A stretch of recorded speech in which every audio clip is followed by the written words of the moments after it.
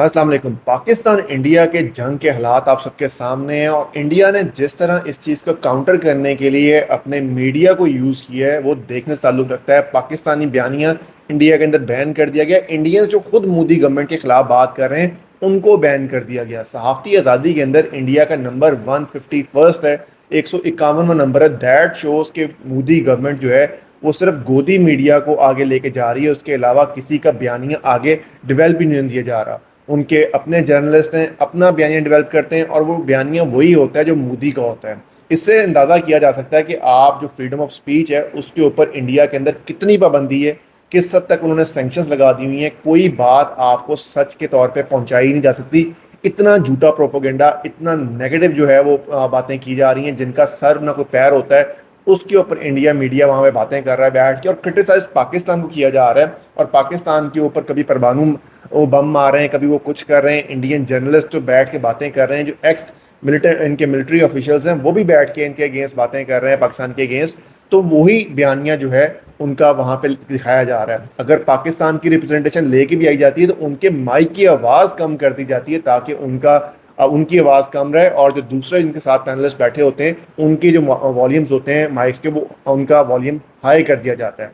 तो इससे अंदाज़ा करें कि इंडिया कितना घटिया काम कर रहा है, किस हद तक वो दो नंबरी कर रहा है। और ये दो नंबरी करके वो अपना बयानिया डेवलप करने की कोशिश कर रहा है जहाँ पे उसको पूरी दुनिया में चपेटें पड़ रही हैं। अभिनंदन को तो बड़ी थी, इंडिया के मीडिया और इंडिया के बयानिए को भी पूरी दुनिया से चपेटें पड़ रही हैं।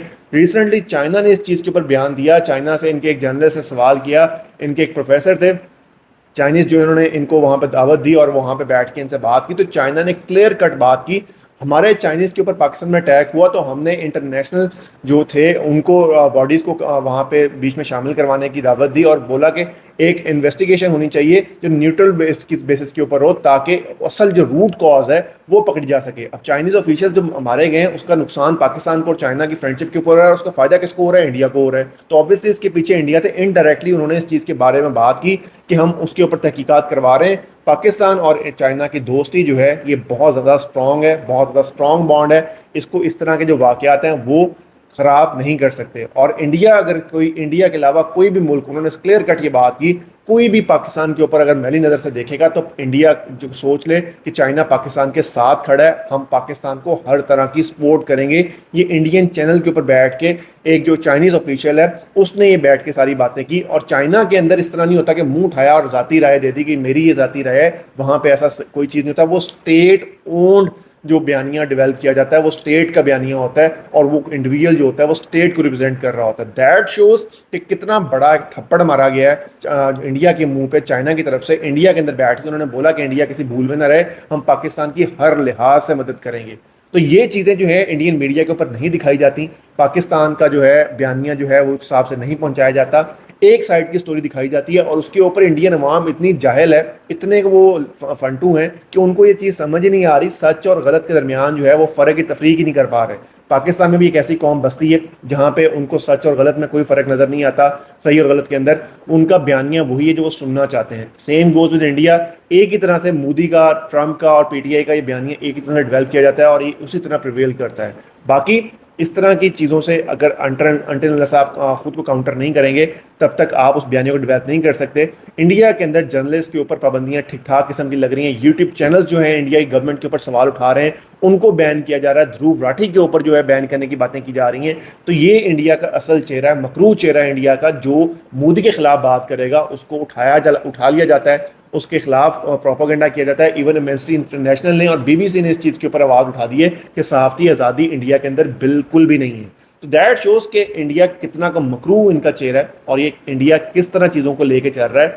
एक इंतशार की सियासत, एक फसाद की सियासत जो है इनके ऊपर चल रही है। लेकिन इंडिया को अब ये भी नज़र आना स्टार्ट हो गया है कि इंडिया के अंदर से भी तरीकें उठी हुई हैं। कश्मीर भी इंडिया के खिलाफ है, सिखों ने पाकिस्तान के हक में आवाज़ें देनी स्टार्ट कर दी। बांग्लादेश के खिलाफ जो इनके वो बॉर्डर फोर्सेस के ऊपर दो बंदे पकड़े गए, वहाँ से बांग्लादेश ने अपनी जो है वो कर दी, ऑपरेशन स्टार्ट कर दिए।